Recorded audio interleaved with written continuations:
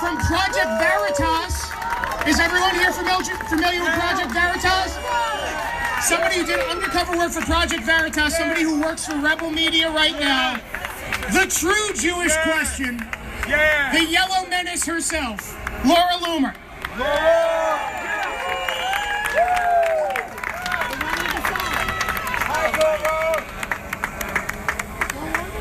Thank you for having me. I just need to get situated really quick. Can I have a woman, any woman who wants to come up here and be my volunteer really quick, hold a sign for me? Right there. Oh, you can go. Here we go. Today we're going to talk about why it's an oxymoron to call yourself an Islamic feminist, because there is no such thing as an Islamic feminist.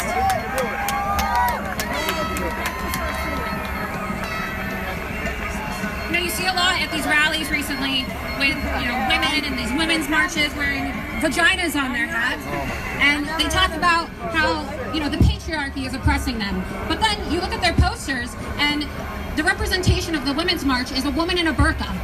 You have Linda Sarsour.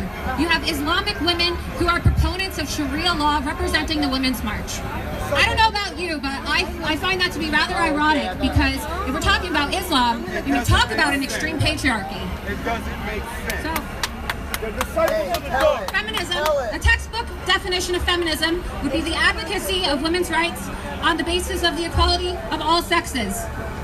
The left has made feminism a key component of their political platform, and liberals everywhere have labeled themselves as feminists in a quest to propagate their agenda.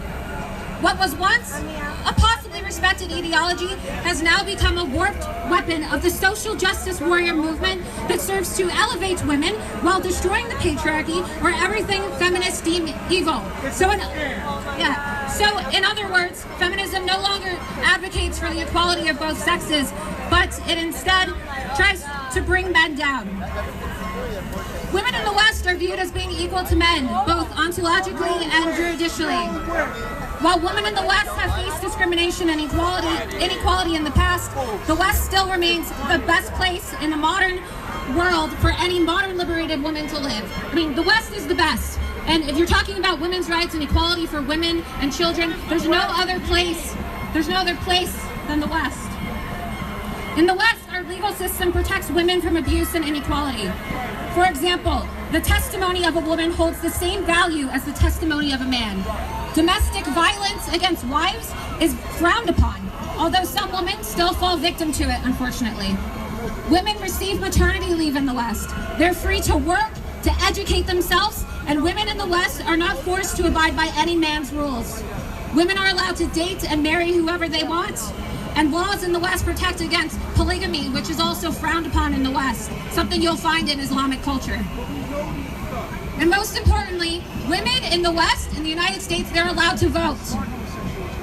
These are all core values that modern feminists have advocated for and hold at the center of their platform.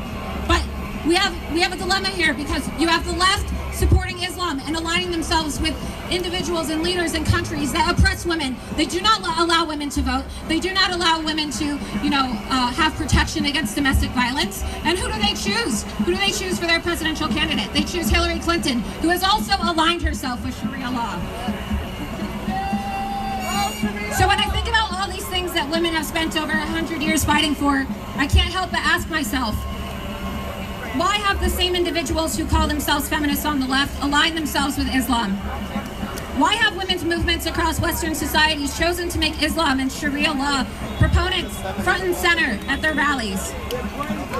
Why do these women choose to ignore and reinterpret what the Quran means when it says, and I quote directly from the Quran, verse 2:228, men are superior to women? Doesn't that very statement, which is the foundation of Sharia law, serve to completely undermine the feminist movement and what the Western world stands for?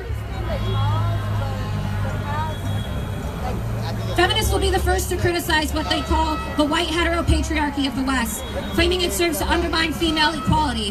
However, at the same time, they hold signs that attack white men, as you can see today. They're also holding signs at rallies that feature women in American flag burqas and hijabs, a disgrace to the American flag, a disgrace to what Western civilization represents, which in these hijabs and burqas are forced upon Muslim women by their own hyper-patriarchal culture. The recent Women's March in DC was a prime example of this hypocrisy. You saw women headlining the event, such as Linda Sarsour, who has publicly declared herself a proponent of Sharia law. And in case you've never had the unfortunate experience of reading or listening to Sarsour's view, she once tweeted, "Sharia law is reasonable, and once you read into the details, it makes a lot of sense." This is the woman who decided to give a commencement address at SUNY last week, and these people over there supported her, while individuals like Milo Yiannopoulos and Pam Geller rallied against Sharia and rallied against what she stands for.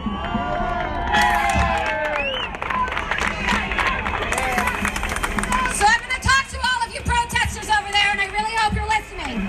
Because if you're a liberal who identifies as a feminist, or has aligned themselves with Islam, or in case you're unfamiliar with the oppressive nature of Sharia law, I'm going to read to you some aspects of Sharia law. And I want you to use your own mind to determine whether or not these Sharia law principles align with feminism as the way you know it. 1. Under Sharia law, women can be beaten. Whereas under Western laws, women and men are equal, Sharia law makes women unequal to men, and they're considered inferior. 2. Under Sharia, females enjoy fewer rights than men. In the Quran, in verse 282, it says that the testimony of a woman is worth only half of that of a man's. So, if you read the Quran, women are mathematically less than men. Why are you supporting this? Why have you decided to align yourself with Sharia law and people who strive to bring women down? Under Sharia law, wives do not share the same divorce rates as their husbands. So women who are in abusive relationships here in the West, they can file for divorce, they can leave, they can go to shelters.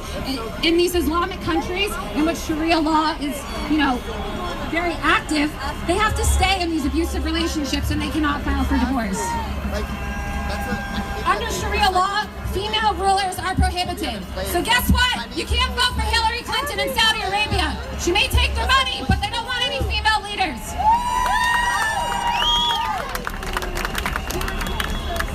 Under Sharia law, wives are subservient to their husbands. In Sharia law, women are viewed as intellectually inferior to men. So under Sharia law, technically speaking, Hillary Clinton shouldn't even be your president because she's intellectually inferior to Donald Trump. That is what you have decided to align yourself with. Under Sharia law, raping female captives is permissible. So, I find this to be really funny because modern feminists, they try and promote this idea that we have a widespread rape culture in the West. There is no such thing as rape culture in the West. You want to see a real rape culture? Travel to an Islamic country where women are held as sex slaves, where ISIS is raping Yazidi girls.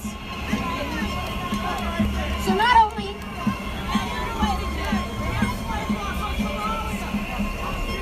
if you find the verse 4:24 in the Quran, it says that warriors are permitted to capture the women of infidels, you and I, people who don't follow Islam, and use them for their own personal sexual gratification.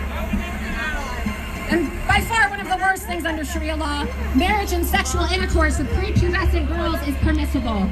Because the Prophet Muhammad was a rapist and a pedophile.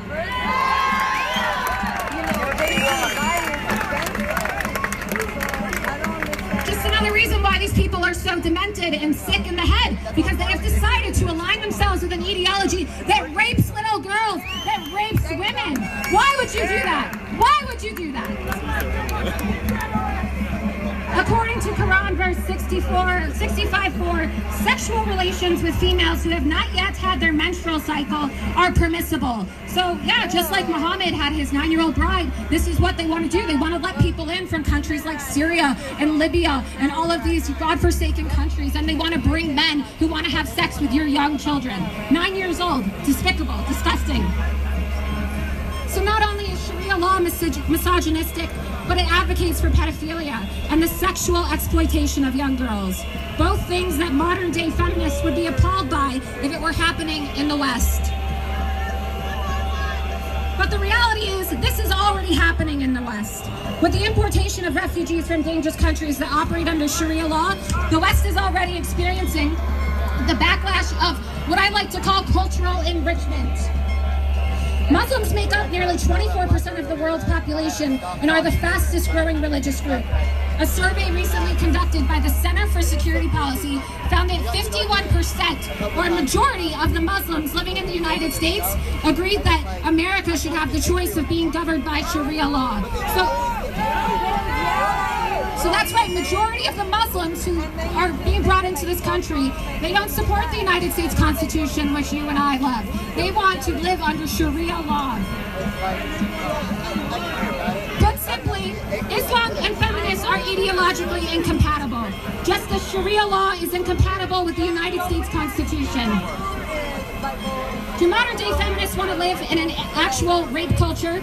Do feminists want to have black eyes to match their black burqas when their husbands decide their house isn't clean enough? Do feminists want their daughters to be sexually exploited by pedophiles? If not, and I really hope they would say no, it's time for the feminist movement to divorce itself from the most patriarchal, misogynistic ideology in the world. It's time for them to say no to Islam. It's time to disavow Sharia law. Thank you.